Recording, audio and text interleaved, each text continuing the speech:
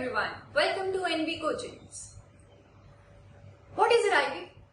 NEET exam. NEET exam होता क्या है actually? National Eligibility Entrance Test, which is conducted by NTA. अरे किस चीज के लिए? आप लोगों ने एडमिशन लेनी होगी MBBS कोर्स में, BDS में, होम्योपैथी में and so on various courses. उस चीज के लिए नीट एग्जाम होता है. नीट एग्जाम में एक्चुअल मैनर में आपका एक पेपर होगा और उस पेपर में आपके 3 सब्जेक्ट्स होंगे और तीनों सब्जेक्ट्स में पहला सब्जेक्ट आपका फिजिक्स आ जाएगा, then chemistry, then biology. Approximately अगर मान के चले 720 मार्क्स का पेपर है आपके पास और उसमें से जो आपकी बायोलॉजी सेक्शन होगा वो 360 मार्क्स का होता है. 180 for the zoology, 180 for the botany. दोनों चीजें होगी. अब जैसे 3 दिन रह गए आप लोगों के पास, नीट एग्जाम आ रहा है, आप लोगों के माइंड में स्ट्रेस, टेंशन, एंजाइटी लेवल, क्या होगा, आगे कुछ बनेगा भी मेरा या नहीं बनेगा, बहुत सारे क्वेश्चन आ रहे होंगे. तो सबसे पहले बात बता दो, बिल्कुल काम माइंड रहो, रिलैक्स स्टेट में रहो. जितना ज्यादा रिलैक्स रहोगे उतने अच्छे से आप लोग अटेम्प्ट कर पाओगे एग्जाम में. तो कुछ की पॉइंट्स आपको बताती हूँ जो आपके माइंड में रहने चाहिए जिससे आप लोग अटेम्प्ट भी करोगे अच्छे एग्जाम में. तो सबसे पहला पॉइंट जो आपको याद रखना है, पहला पॉइंट आपको मैं बोलूंगी, जितनी भी एनसीईआरटी है ना आपकी, चाहे वो 11th की हो चाहे वो 12th की हो, उसको फिंगर टिप्स पे ऐसे ऐसे रख लो. आपकी एक एक लाइन एनसीईआरटी की इतनी इंपॉर्टेंट है कि उसमें से 1 या 10 क्वेश्चन बन सकते हैं एक लाइन में से. डरा नहीं रही हूं, बता रही हूं मैं आपको.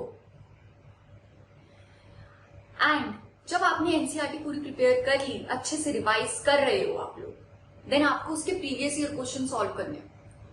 ये नहीं है 1 क्वेश्चन करा 2 क्वेश्चन करा, जितने क्वेश्चन होंगे करो, जी भर के करो क्वेश्चंस. उतनी ज्यादा आपकी प्रैक्टिस होएगी और जितनी ज्यादा प्रैक्टिस होएगी उतने ज्यादा आपके अंदर कॉन्फिडेंस लेवल आएगा कि हाँ मैं अब कर सकता हूं. सेकेंड पॉइंट जो आपको याद रखना है, नोट्स बनाओ, पॉइंट्स में बनाओ, छोटे छोटे पॉइंट्स में, फ्लो चार्ट्स में बनाओ.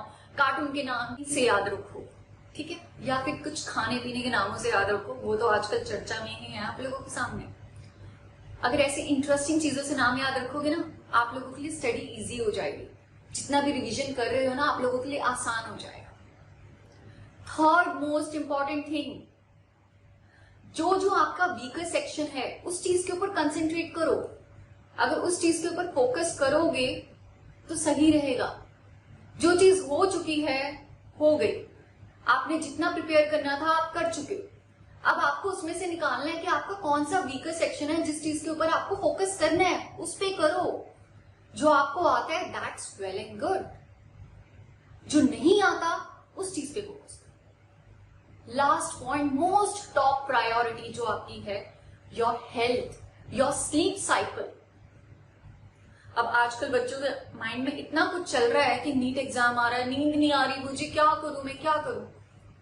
अरे सो अच्छी, जितना ज्यादा आपका स्लीप साइकिल अच्छा होगा ना 7 to 8 आवर्स का, उतनी आपकी मेमोरी स्किल्स अच्छी होंगी, लॉन्ग टाइम मेमोरी रहेगी और उतनी चीजें आपको याद रहेंगी. एंड मेडिटेशन करो, योगा करो एंड खुश रहो अपने आप में. See yourself. अपने पेरेंट्स के साथ बैठो, उनसे बातें करो. Spend quality time with your parents. ये नहीं है कि आप पढ़ते रहोगे पढ़ते रहोगे पढ़ते रहो. अरे नहीं, अपने आप को भी तो खुश रखना है, आपको भी तो मोटिवेट होना है और वो आपके पेरेंट्स करेंगे, आपके टीचर्स करेंगे आपको. ये चीज ध्यान में रखनी है. चीजें आप याद रखो, ये सारे के सारे की पॉइंट्स जो मैंने आपको बताए.